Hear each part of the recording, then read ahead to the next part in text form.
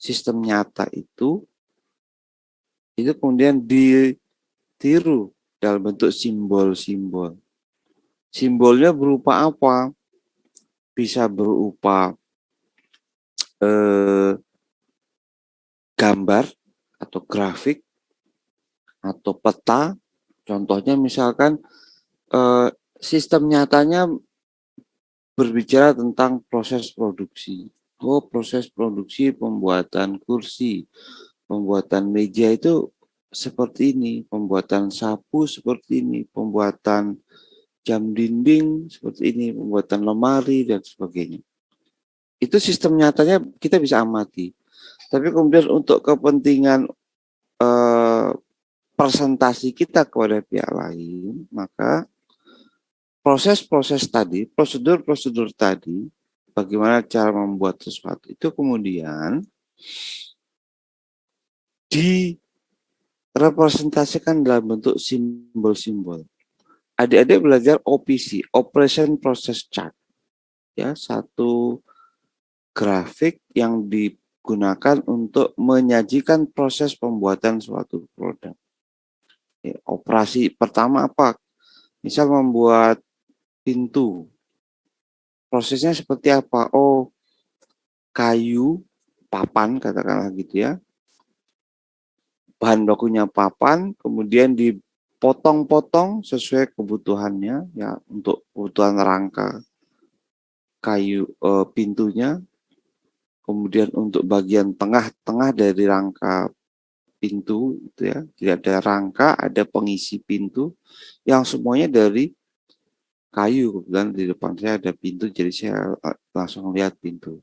Nah, itu semua kayu dipotong-potong ya, dihaluskan, kemudian di ya dilubangi tengahnya untuk nanti bisa memasukkan kayu juga di dalamnya ya.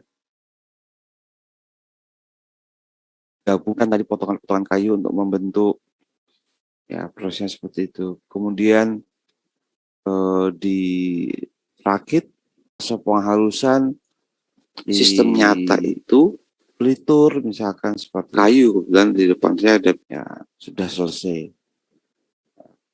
Bisa tanpa paku atau misalkan buat kursi ya ada tahapannya, buat rangka kursinya. Setelah selesai rangka kursinya kemudian ada busanya kemudian dipotong, dikasih kain penutup busa, baru digabungkan dan seterusnya. Nah, OPC tadi adalah contoh dari model simbolik dalam bentuk gambar atau grafik. Tapi kemudian ada juga model simbolik yang kemudian suatu sistem itu kemudian direpresentasikan dalam bentuk matematik. Sistem, tapi kemudian kok direpresentasikan dalam bentuk matematik. Ya. Karena kemudian kita ingin mendapatkan satu hasil perhitungan yang tujuannya apa? Misalkan minimasi biaya, maksimasi profit, dan lain sebagainya. Nah, itu contoh misalkan model simbolik. Model simbolik itu ada dua, dalam bentuk representasi gambar biasanya, atau dalam bentuk representasi matematis. Representasi gambar lain nanti ada yang istilahnya inference diagram atau closed loop diagram ya, bentuk diagram-diagram yang menghubungkan antara satu komponen dengan komponen lain. Ya, itu bisa juga seperti itu. Ya. Itu model ya. Jadi sekilas tentang model. Nah, pelajaran ini juga nanti adik-adik akan pelajari di semester 2, 3, 5. Ya, kurang lebih di semester 5. Kira-kira begitu ya.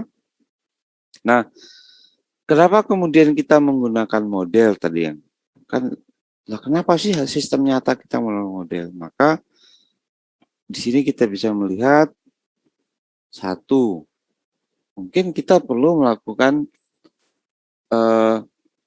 eksperimen destruktif. Tadi kendaraan. Kendaraan itu kadangkala memang perlu pengujian secara real. Sudah berbentuk kendaraan, dibuat beneran gitu ya. Tapi kemudian dilakukan uji destruktif, ditabrakkan ya, untuk dilihat, diamati secara real. Tapi biasanya sebelum itu dilakukan ya, dilakukan dulu pembuatan modelnya dalam bentuk analog misalkan. Kemudian dia ditabrakkan, ya, disimulasikan dalam komputer ya. Terjadi tabrakan untuk dilihat. Tapi itu kan sifatnya hanya pendekatan, tiruan, namanya tiruan kan tidak selalu bisa merepresentasikan real kejadiannya seperti apa. Tapi setidaknya model analog tadi, kendaraan yang kita buat dalam bentuk komputer, kemudian dilakukan pengujian, uji tabrakan, uji tekan, tarik, dan sebagainya. Itu tujuannya adalah untuk misalkan meminimumkan proses destruktif eksperimen. Ya, jadi misalkan eksperimen yang sifatnya destruktif, kita cukup lakukan sekali nanti. Setelah sejumlah bagian itu kita rancang secara baik. Ya. Tapi di awal, kita perlu eksperimen yang berkali-kali. Menggunakan apa? Model analog misalkan. Hal lainnya kenapa kita perlu model? Karena sistem nyata itu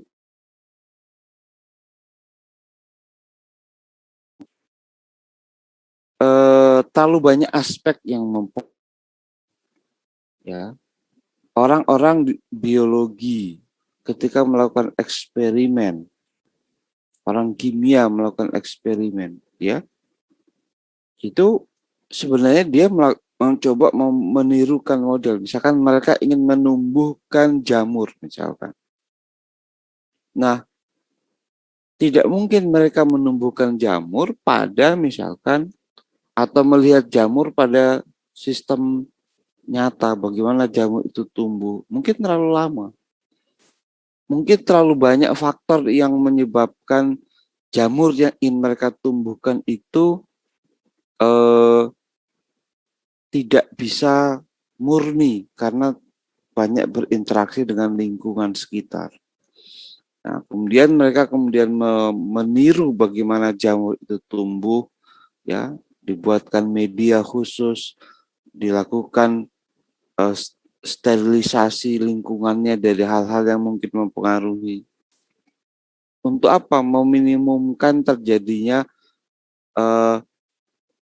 gangguan, input-input yang uncontrollable. Jadi nanti di bahasa modeling itu ada namanya uncontrollable input. Input yang sebenarnya kita nggak bisa kontrol.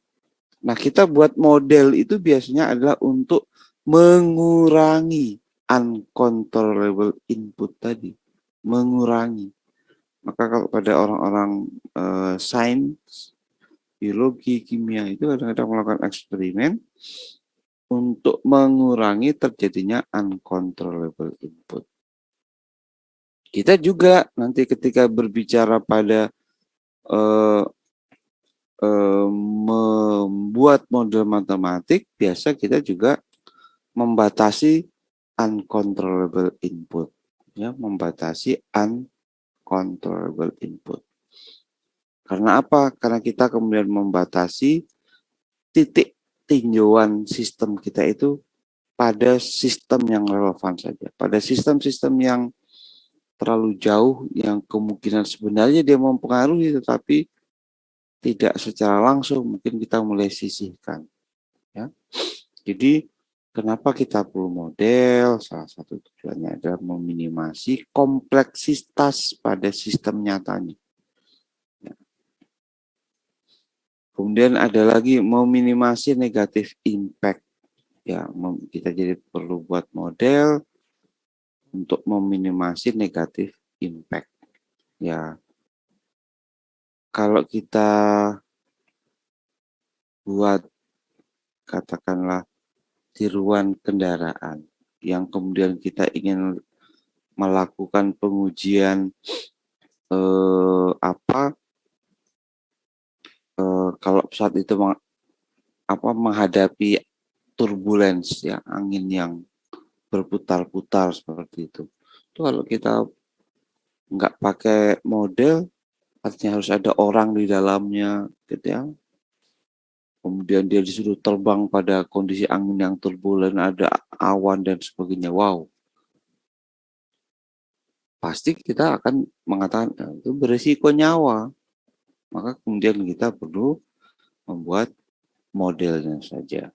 Ya, saya pikir hal yang seperti ini nggak perlu saya bahas secara mendalam. Dan yang terakhir yang biasanya menjadi satu alasan penting kenapa kita perlu buat model adalah minimasi biaya. Ini biasanya salah satu alasan yang menjadi penutup kenapa dipakai komputer, ya biar lebih hemat. Nggak perlu kita buat komponen aslinya, ya, kita uji aja lewat komputer. Kita lihat komponen itu di titik-titik mana akan terjadi kerusakan. Yang mulai rusak pertama kali setelah terjadi pemakaian itu titik mana. Agar kita bisa kemudian merancang komponen yang lebih baik, tentunya seperti itu. Tapi kita nggak perlu buat dulu komponennya. Cukup kita buat model analognya menggunakan komputer. Nah, itu beberapa alasan.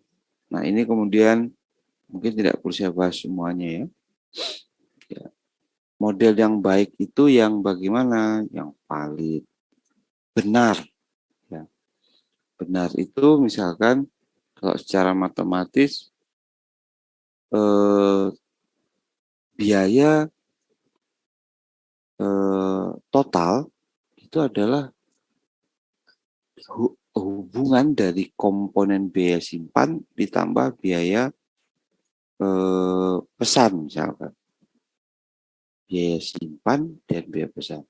Itu nggak cuma biaya ketika kita simpan di gudang. Ya. Emang nyimpan di gudang ada biayanya? Ya ada. Minimal biaya lampu. Minimal biaya penjaga kalau ada penjaganya. Atau kalau produknya ternyata perlu pendingin. Oh, berarti kan perlu biaya listrik untuk pendingin. Maka ada biaya simpan. Pesan seperti apa? Memang ada hubungannya biaya persediaan dengan pesan? Ada. Semakin sedikit saya pesan, ya, semakin sedikit biaya pesannya. Semakin sedikit kuantitas yang saya pesan, biaya pesannya semakin besar maksud saya, gitu ya. Kenapa? Karena nanti saya harus pesan berkali-kali. Tapi yang saya simpan menjadi lebih sedikit karena yang saya simpan nggak banyak. Tapi biaya pesannya menjadi banyak karena saya harus pesan berkali-kali. Tapi kalau yang pesannya banyak, jumlah pesan yang saya lakukan semakin kecil, tetapi biayanya juga kecil.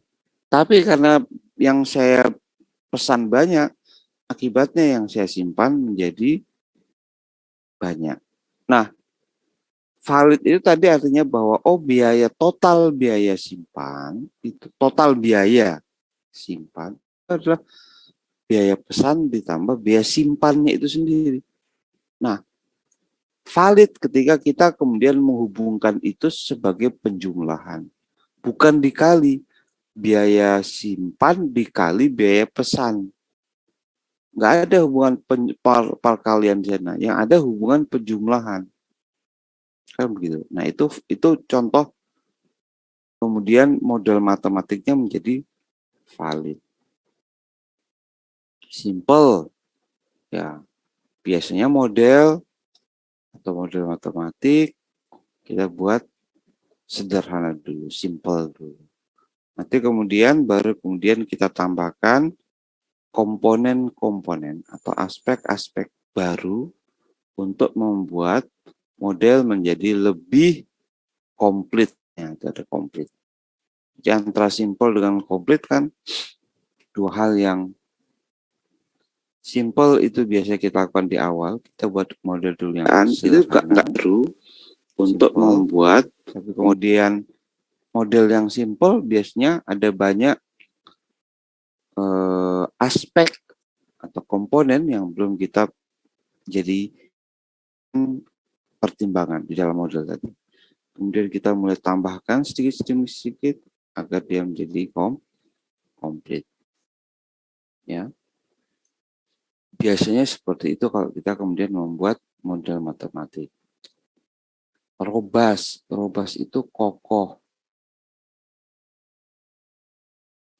Model itu tidak mudah berubah ketika ada misal ada inputan yang berubah signifikan atau model itu tidak perlu diubah bahkan ketika ada input baru yang muncul, misalkan itu robust. Atau lebih tepatnya ketika terjadi perubahan yang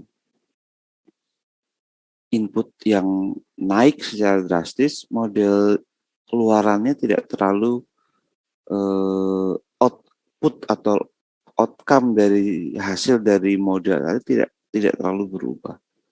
Dia modelnya robust, tidak sensitif, tidak terlalu sensitif terhadap perubahan yang terjadi dari akibat input yang sangat variatif.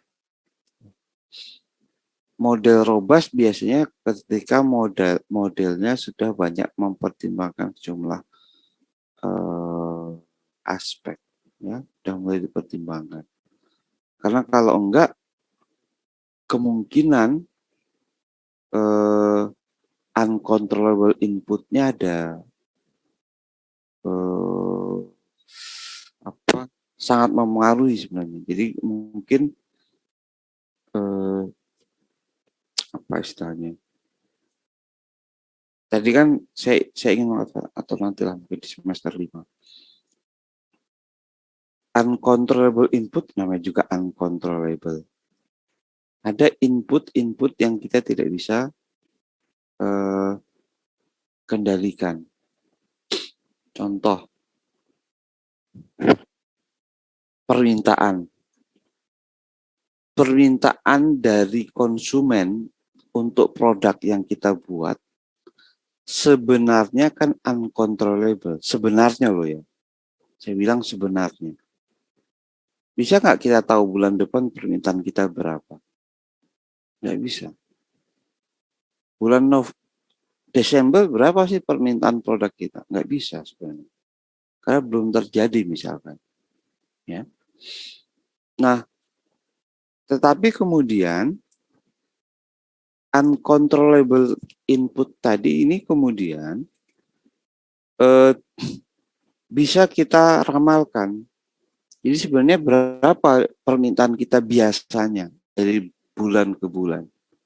Maka kemudian kita perlu ramalkan, kita forecast. Nah, ketika forecasting kita, peramalan permintaan kita cukup akurat, maka data-data yang kita jadikan permintaan tadi itu akan menyebabkan model kita stabil. Tetapi kalau kita kemudian meramalkan dengan asal, ya, maka ketika terjadi permintaan yang signifikan, model itu kemudian menjadi sangat juga bergerak. Jadi misalkan saya ingin meminimasi biaya. Untuk meminimasi biaya, saya perlu tahu demand saya berapa. Nah, kalau input demand-nya tadi saya bisa ramalkan secara baik, maka kemudian dalam proses minimasi biayanya saya mungkin bisa menemukan parameter-parameter yang ideal. Oh, untuk meminimalisasi biaya, saya harus memproduksi produk A sekian, produk B sekian, C sekian. Karena kapasitas dari mesin-mesin saya sekian. Itu berarti kan sudah ada rekomendasi. A akan saya buat berapa, B saya buat berapa, produk C saya buat berapa, dengan keterbatasan kapasitas mesin-mesin yang saya miliki. Sehingga ketika ada permintaan yang sifatnya memang fluktuatif nanti di bulan depan, biayanya tidak terlalu signifikan berubah. Kenapa? Karena saya bisa memprediksi dengan cukup baik. Sehingga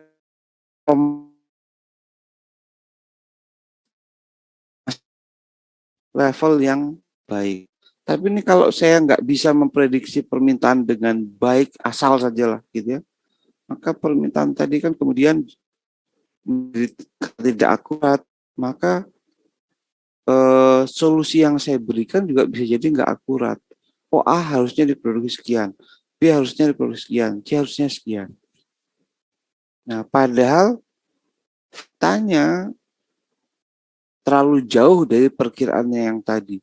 Nah, ketika faktanya terlalu jauh dari yang saya prediksi tadi, maka ketika ada lonjakan sedikit pada salah satu produk, maka solusi yang dihasilkan dalam konteks minimasi biaya tadi mungkin menjadi tidak optimal lagi.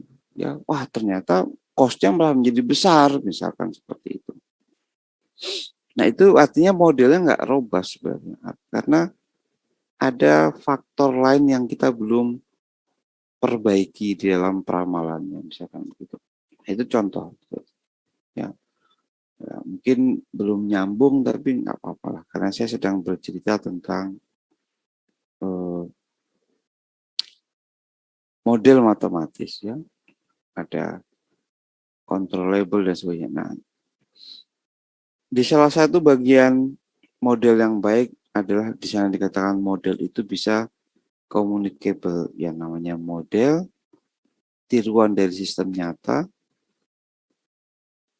dibuatkan model untuk bisa dikomunikasikan pada pihak lain. Contohnya apa? Contoh sederhananya pada pelajaran yang kita sedang lakukan, yaitu gambar teknik.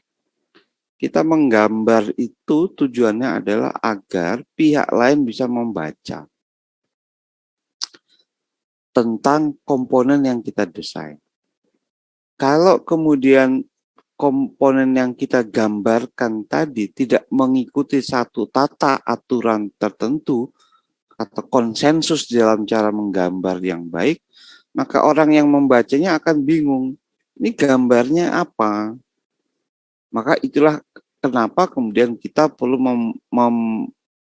mengetahui konsensus, kesepakatan, atau tata aturan di dalam menggambar.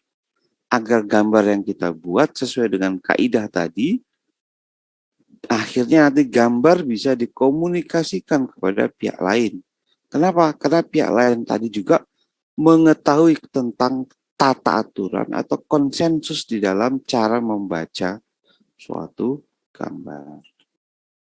Nanti ada yang namanya influence diagram itu pada mata kuliah pemodelan. Itu ada juga yang namanya konsensus dalam membuat diagram. Gak usah jauh-jauh lah, OPC, Operation Process Chart, itu kan adalah cara membuat model dari satu prosedur. Kan ada konsensus. Tujuannya adalah untuk komunikasi. Nah, itu sedikit sekilas tentang apa itu model, kenapa kita perlu modelkan, beberapa model yang baik itu cirinya apa. Ini tadi saya cuma cerita beberapa ciri saja. Ya. Kemudian di dalam pencarian solusi dari suatu model, ada yang disebut dengan model yang menghasilkan solusi layak, optimal, best. Itu gimana sih ceritanya, Pak? Pada teknik pencarian solusi untuk model matematik, ya saya cerita untuk model matematik. Itu ketika model matematik itu bisa dicari solusinya dengan menggunakan teknik analitikal. Misal Anda tahu kan persamaan kuadrat Y sama dengan A X kuadrat plus BX plus C. Maka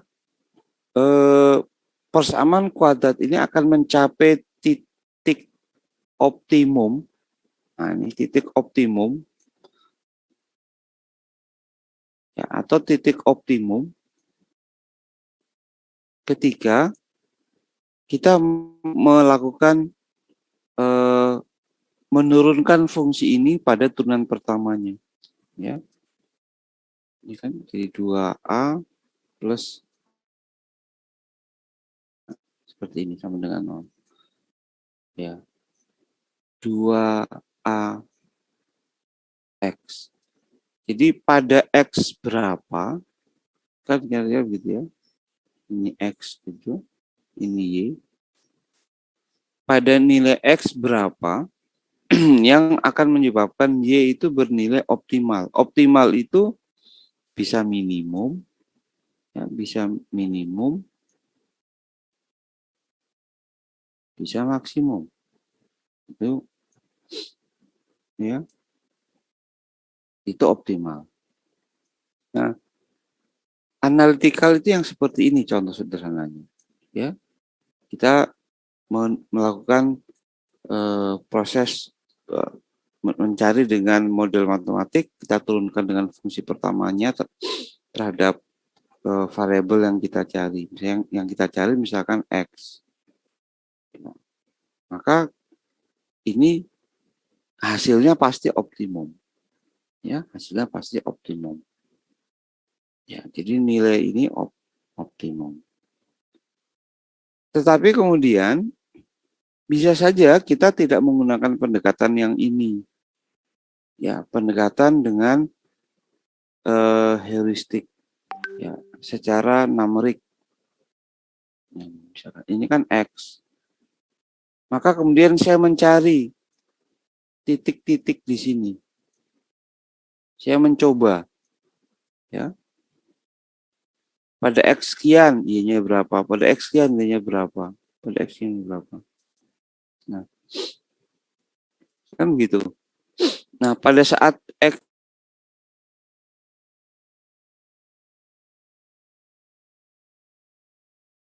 sampai pada X tertentu turun. Nanti pada X tertentu lagi dia naik lagi. Oh, berarti nilai yang minimum pada titik tertentu tadi. Ini nomor, nah, secara numerik. Nah, tetapi apakah itu yang paling optimal? Belum tentu.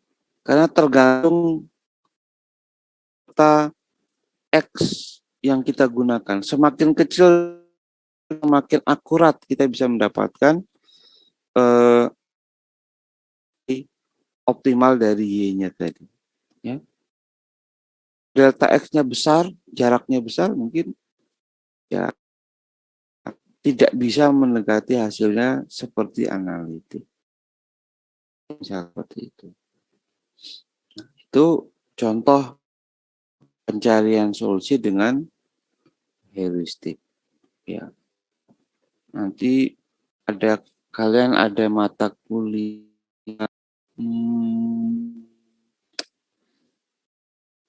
matematika optimisasi kalau nggak salah.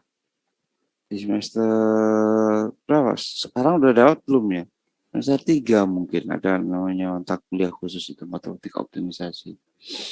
Itu khusus diajari tentang teknik-teknik pencarian solusi. Ya, bisa menggunakan metode gradien ya ini. Atau nanti metode heuristik atau nanti ada yang namanya meta heuristik ya. Kalau ini meta heuristik lebih pada mencoba coba di sejumlah area tertentu. Kalau heuristik ini ada panduannya, biasanya kemiringan. Ya. Ini masih miring, maaf ya. Nanti sampai tek tek, nah, ini sudah jadi ada mekanisme untuk mengarahkan arah pencarian. Kalau heuristik biasanya seperti itu. Ya. Ada step-based descent, Newton Raphs, apalagi ya metode-metode itu. Metode matematik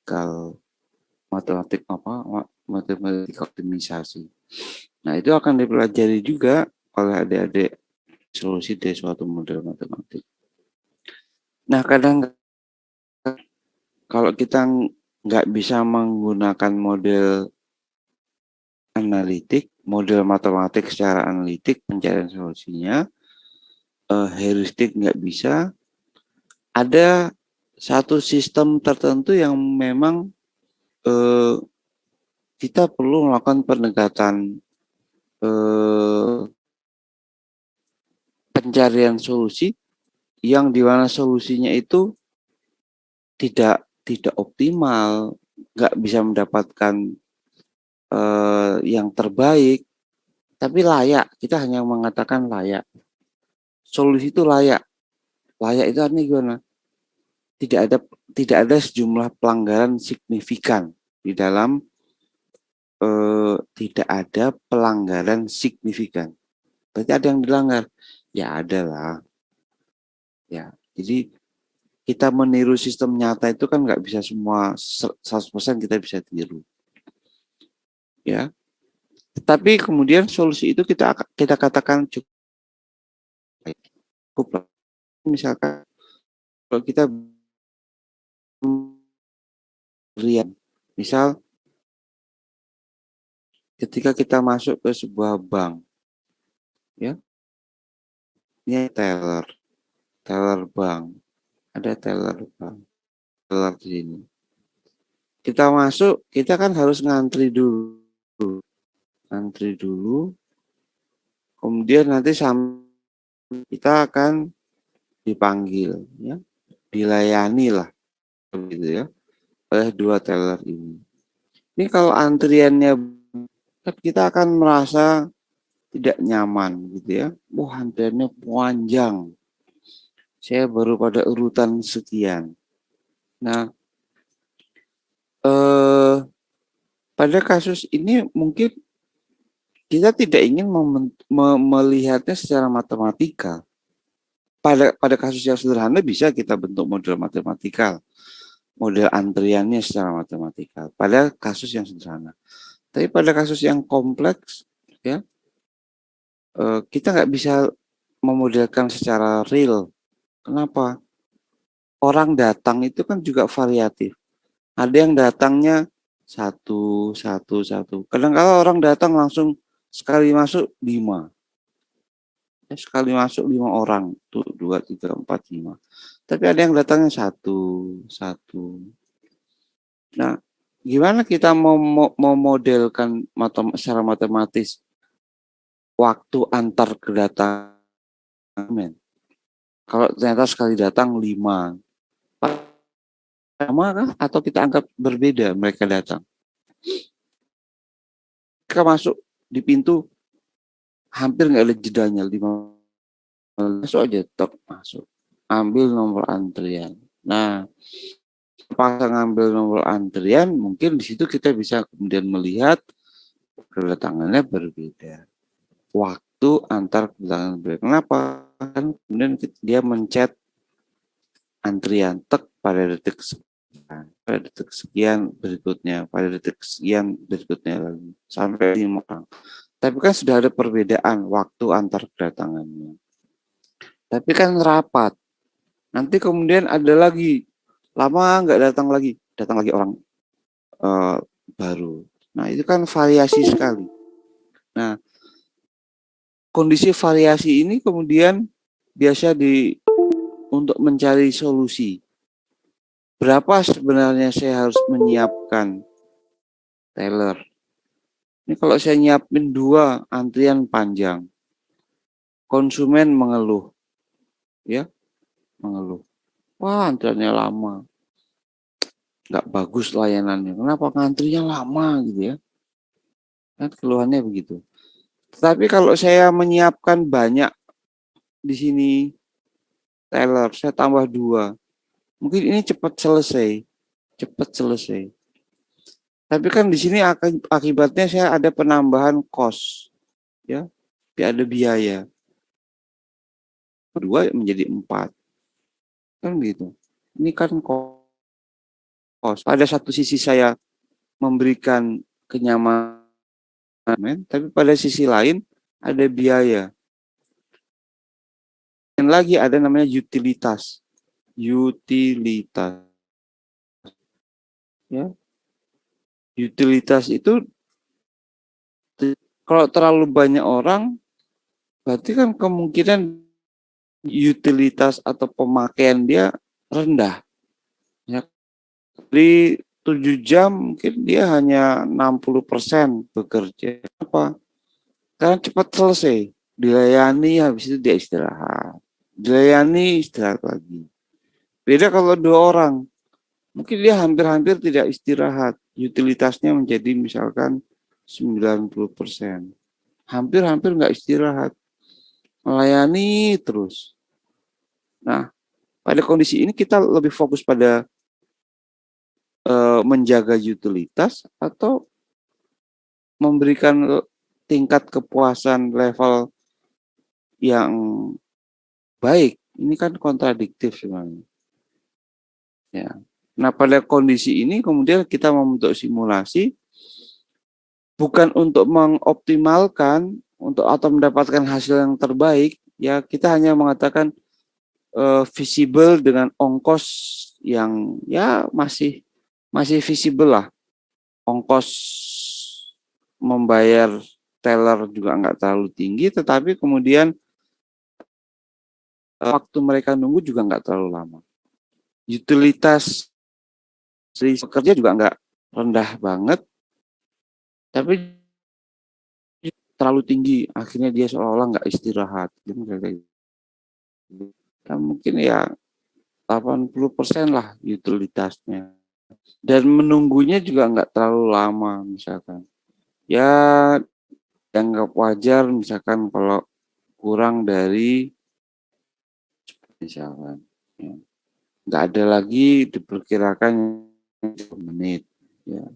Solusi ini apakah optimal? Ya tidak juga, tapi layak dipakai, layak diterapkan. Maka disebutkan ada solusi yang sifatnya visible.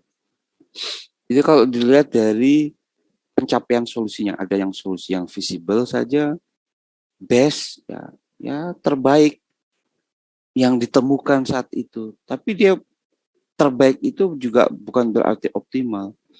Best itu nanti ada 2 ya, kalau nanti kalian belajar. Ada lokal best, ada global. Contohnya misalkan beginilah, ini coret-coretannya makin nggak bagus. Ini kalau ada grafik seperti ini.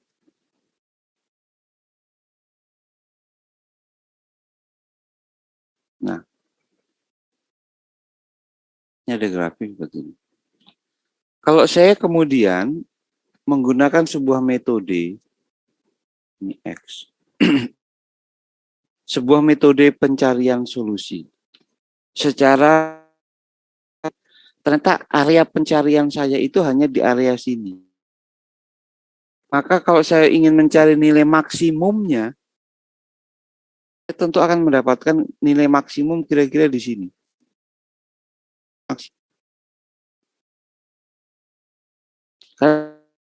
Karena di antara ini sampai di sini.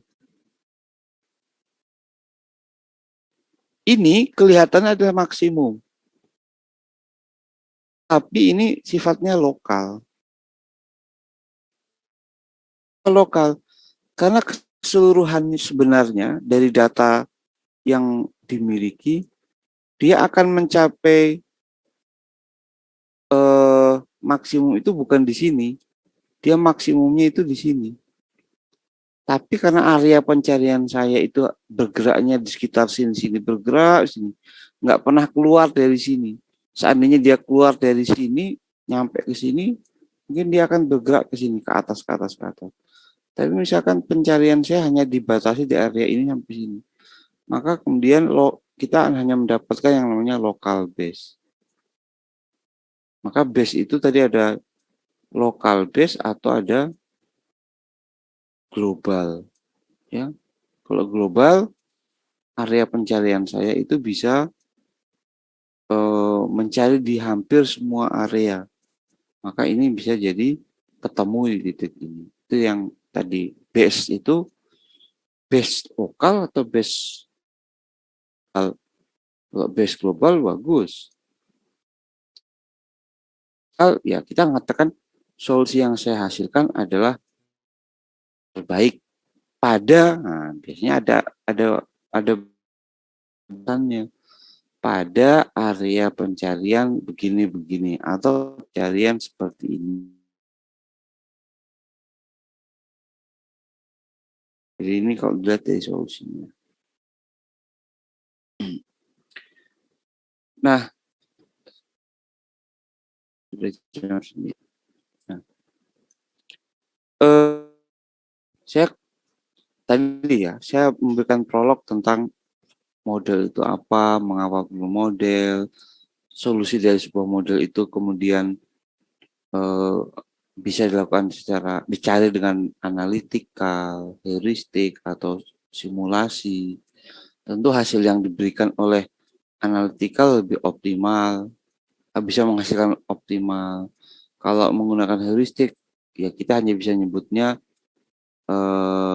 best terbaik pada saat kita melakukan pencarian tadi. Base secara lokal atau base global. Atau kalau menggunakan simulasi, kita nggak nyebutnya optimum atau best, tapi hanya visible. Solusinya sudah visible nih. Ya. Kalau sudah visible, oke lah. Ya. Nah, kita masuk dari perkembangannya. Ya, sekarang. Perkembangan era sains manajemen itu dibagi dalam tiga era di sini. Ya, ini hanya bagian kalau melihat perkembangan di bidang teknik industri. Itu dengan era classical quantitative approach, ya. Kemudian era operasi dan era simulasi. Nah, perkembangan ini tentu tidak terlepas pada apa namanya juga teknologi komputer ya yang ada. Pada era-era ini model-model yang ada itu lebih pada model matematik yang saya maksud ya. Model-model pada era ini itu adalah model-model yang sifatnya bisa banyak bisa diselesaikan secara analitikal. Jadi untuk mencari solusinya biasanya bisa banyak diselesaikan secara analitikal. Dan model-modelnya, karakteristiknya itu unconstrained. Ya. Karena model-model unconstrained tadi, dia bisa lebih banyak diselesaikan secara analitik. Kalau pada era yang kedua ini era yang muncul pada perang, di mana keterbatasan sumber daya. Ya. Maka model-model itu model-model matematik maksudnya yang berkembang itu adalah model-model yang kemudian constraint atau batasan. Kalau tadi ini kemudian muncul batasan-batasan. Contoh misalkan memproduksi. Dulu mungkin awalnya mengasumsikan bahan baku yang tersedia tidak terbatas. Tidak terbatas. Kenapa nggak terbatas? Ya karena dulu mungkin menggunakan orang. Kalau orang-orang tinggal tambah saja misalkan gitu ya. Tapi kemudian ketika mulai era yang sudah mulai menggunakan permesinan, ya kalau nambah mesin itu kan nggak segampang yang kita pikirkan. Tambah mesin aja gitu ya. Jangan mikir sederhana itu. Nambah mesin itu kan nambah biaya kan gitu ya. Maka kemudian model-model matematik pada era ini kemudian lebih banyak kemudian mempertimbangkan aspek-aspek keterbatasan sumber daya. Saya katakan sumber daya artinya general ya, bisa mesin, bisa orang ya. Kalau misalkan katakanlah mau ngirim, mau mengalokasikan supply and demand, ya, supply and demand misalkan seperti ini. Mengalokasikan supply dan demand. Misalkan ya. Nah, yang akan mensuplai. Berapa yang harus saya suplai ke pabrik, yang ini pabrik katakanlah juga pabrik. Ini gudang distribusi misalkan ya. Berapa yang kalau misalkan nggak ada batasan kapasitas di sini, pabrik itu nggak punya batasan kapasitas. Berapapun permintaan di bawah sini dia bisa penuhi. Ya nggak perlu serumit ini, tinggal kita bagi aja mana yang lebih dekat dengan P. Oh, P itu lebih dekat dengan 1, 2, 3. Ya sudah, permintaan gudang 1, 2, 3 dipenuhi oleh P. Sisanya dipenuhi oleh ini. Kan gitu. Tapi kalau misalkan di sini kemudian ada kapasitas. Pabrik ini punya kapasitas. Ya. Pabrik yang P ini punya kapasitas. Kapasitasnya 10. Yang ini misalkan 8. Ya. Kalau misalkan ini permintaannya 4,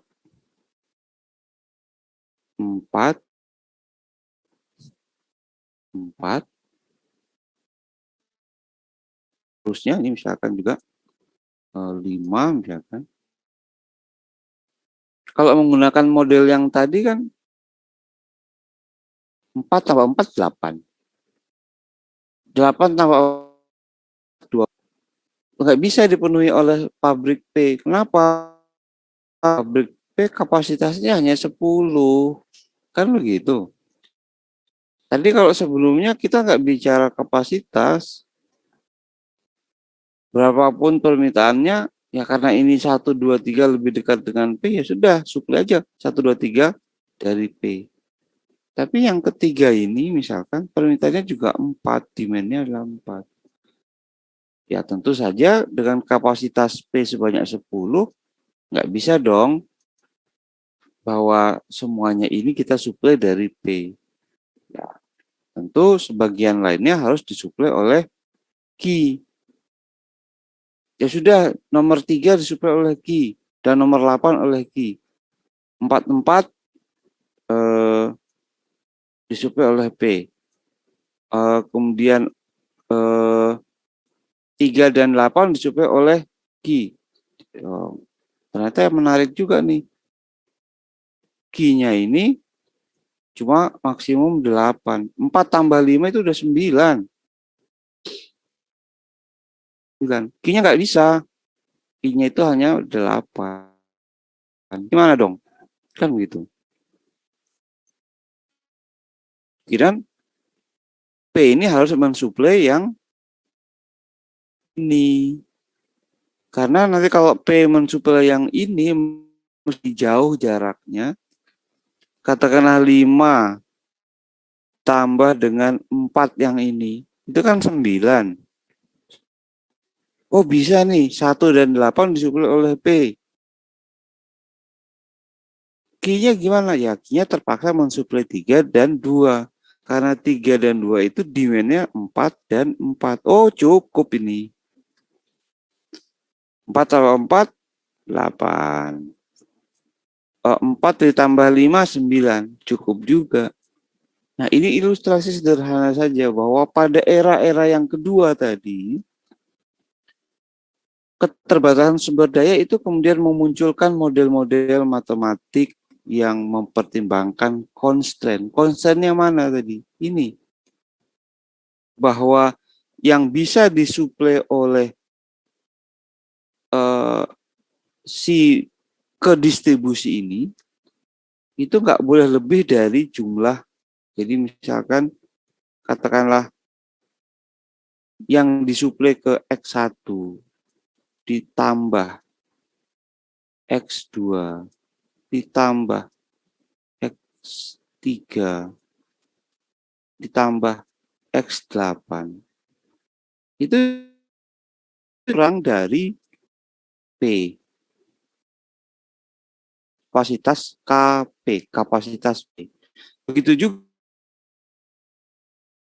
tambah X2 ditambah X ditambah X8 itu juga harus kurang dari kapasitas I. Loh, kok sama Pak rumusnya? Ya karena yang ingin kita tentukan adalah X yang mana oleh Q, ya, yang mana yang akan disuplai oleh Q dan X yang mana akan disuplai oleh misalkan P, ya, kan begitu. Jadi kalau misalkan tadi misalkan ini nilainya 1, ininya 0, ininya 0, ya, ini 1, ya, dimana demand-nya tadi ini adalah 4x1 ditambah 4x2 ditambah 4x3 ditambah 5x8 itu kurang dari berapa? 10. Ini kalau misalkan tadi dengan logika sederhana kita, kalau nanti X1 itu jadi disuplai oleh P, 1 ditambah 0 ditambah 0, 5 kali 1. Karena apa? X1 itu nanti akan disuplai oleh dan X8 akan disuplai oleh P. Nah, 4 5 tadi sebagaimana saya ilustrasikan kan 9. Kurang kan? Benar. Sedangkan yang ini 4x1 ditambah 4x2 ditambah 4 tambah 5x8 keputusannya nanti akan memberikan solusi X2-nya yang 1, X3-nya yang 1. Karena nanti 4 ditambah 4 kurang dari 8. Itu hanya ilustrasi sederhana bagaimana kerja dari model-model pada era kedua. Atau disebut dengan model-model operation research. Ini ilustrasi sederhana saja. Detailnya kalau adik-adik ingin lihat, nanti ceritanya ada di sini. Tapi tentu saja, boleh jadi kita tidak hanya mempertimbangkan demand. Ya, kalau tadi kan saya baru mempertimbangkan demand saja. Kan jadi pertimbangan saya tadi baru berbasiskan permintaan. Padahal kalau saya melihat misalkan kenapa yang saya pilih X1 dan X untuk P? Wong X3 juga demand-nya sama. tentu ada constraint lain yang akan menentukan. Contohnya misalkan constraint lain adalah jarak. Kan kalau disuruh kalau seandainya tidak ada batasan jarak, kita bebas ya memilih yang akan yang jelas secara logika P nanti akan mensuplai gudang 8 ditambah dari yang 1 atau 2 atau 3 karena permintaannya sama 4. Itu kondisi awal. Tapi kalau kemudian ada jarak, tentu kita akan juga meminimumkan ongkos jaraknya. Mana sebenarnya yang lebih dekat jarak dari P ke 1, P ke 2, atau P ke 3? Kalau betul bahwa P ke 1 jaraknya lebih dekat daripada P ke 2 daripada ke 3, maka sudah benar bahwa yang akan disuplai oleh P itu adalah 8 dan 1. 8 karena pertimbangannya adalah demand-nya. Yang P ini ke 1. Kenapa nggak kita pilih 2 dan 3? Karena jaraknya dia lebih secara cost, total cost-nya dia lebih minimum. Ya, jadi minima cost dari alokasi tadi yang memenuhi constraint kapasitas dari pabrik P dan Q. Saya akan mendistribusikan barang dari P, pabrik P dan Q yang meminimumkan total cost dari P ke titik ini. Jadi costnya harus minimum juga. Tapi batasannya adalah jumlah permintaan dari titik-titik distribusi ini tidak boleh melebihi kemampuan produksi dari si pabrik. Tidak boleh melebihi kemampuan produksi, itu yang disebutkan constraint. Kan begitu. Tapi kemudian tujuannya kita ingin meminimumkan total cost. Total cost, ya berarti nanti ada X1 ditambah X2 ditambah X3 ditambah X4. Nah, X akan disuplai dari mana? Ya, sumbernya dari K yang mana? Ya, kan gitu. Jadi, ya, 1K, ya, kalau K-nya nanti ini berubah menjadi P, ya. Ini berubah menjadi, ini jadi P nanti. Yang ini menjadi K. Kenapa pilih X1 itu dari P? Karena mungkin jaraknya hanya 2 satuan biaya. Kalau yang ini 3 satuan biaya, 3X2. Ini misalkan 4. Jadi jarak itu merepresentasikan bahan bakar misalkan. Maka kalau begitu berarti kan memang secara total cost lebih murah kalau saya mensuplai ini misalkan 5, jaraknya 5. Saya lebih murah kalau mensuplai dari P ke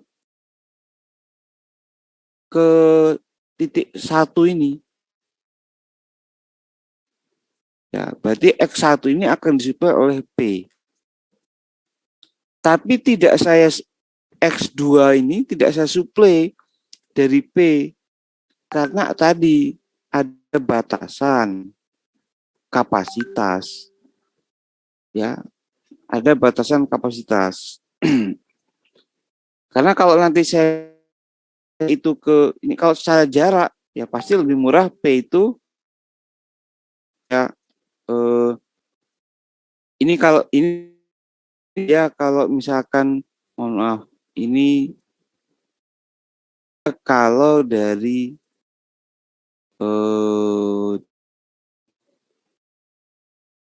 CP ya. Seharusnya ini enggak saya ini kalau P ya. Jadi baik. Ini kan harusnya nanti kalau biaya dari P berapa jaraknya, nanti biaya dari Q berapa. Ini rumus penjabarannya belum selesai, lebih panjang nanti ya. Ya, lebih panjang. Di sini nanti ada bisa lihat teman-teman. Ini kan kalau disuplai dari satu ya, 1,2 sebenarnya. Ya. Nah, tapi saya hanya memberikan ilustrasi saja sini. Jadi kalau misalkan jaraknya dari P ke sini 2, P ke sini 3, sini 4, sini 5. Kalau ke sini misalkan jaraknya 7, ke sini misalkan 2, ke sini 3, ya. Ke sini misalkan 7, 6. Kalau secara cost tentu saja P itu lebih hemat kalau dia mensuplai ke sini. Karena 2 ditambah 3. Tapi kan nggak bisa. Ya jadinya 4 tambah 4, 8. Masih bisa, tapi dampaknya ini nggak bisa dipenuhi nanti. Dipenuhi oleh kalau ini hanya dipenuhi oleh Q, ini siapa yang akan kan gitu. Artinya solusinya tidak optimal ketika ini harus ya terpaksa nomor yang 8 itu meskipun biayanya mahal, yaitu 5 satuan, terpaksa dipenuhi oleh si P. Begitu. Jadi sehingga tadi secara analogi si titik ini akan dipenuhi oleh 1 dan 8. 1 dan 8 akan dipenuhi oleh P. Total cost-nya kalau kita hitung nanti total cost itu kalau misalkan 2 ditambah 5 ya. Itu ketika 1 dan 8 dipenuhi oleh P. Ditambah ketika Q harus mensuplai ke 2 dan 3. Yaitu 6 ditambah 3. Ini total cost-nya.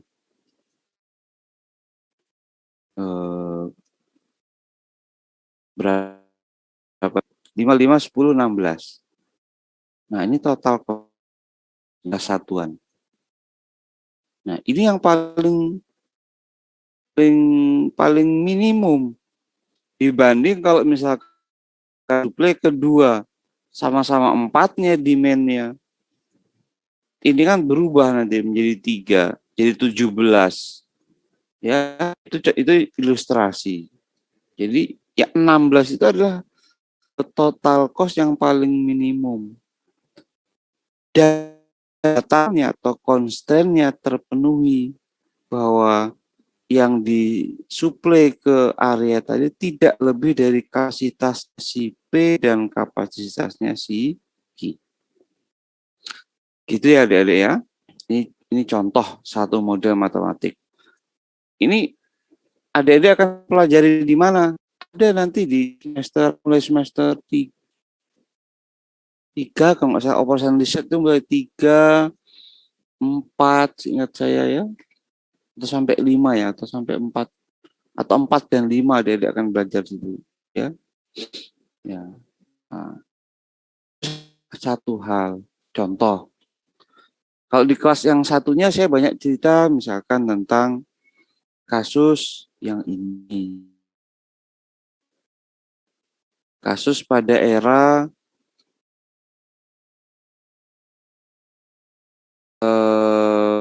kasus demand atau pemenuhan demand ya dengan model economic order quantity. Ya. Kemarin saya cerita ini, jadi di satu kelas dengan saya bercerita, ya biar nanti bisa saling diskusi antara satu kelas dengan kelas lain. Kemarin ceritanya tentang ini seperti apa? Ya, kalau bingung misalkan bisa saling bercerita. Lebih banyak cerita tentang ini.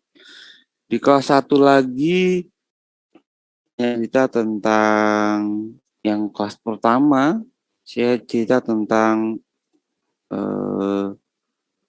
proses penentuan produksi ya. Ada kasus yang ini. Ya, tadi kan saya cerita tentang yang ini ya, alokasi, distribusi. Kalau yang kelas pertama saya banyak cerita tentang yang ini. Tapi dengan kasus yang juga berbeda dengan yang ada di sini.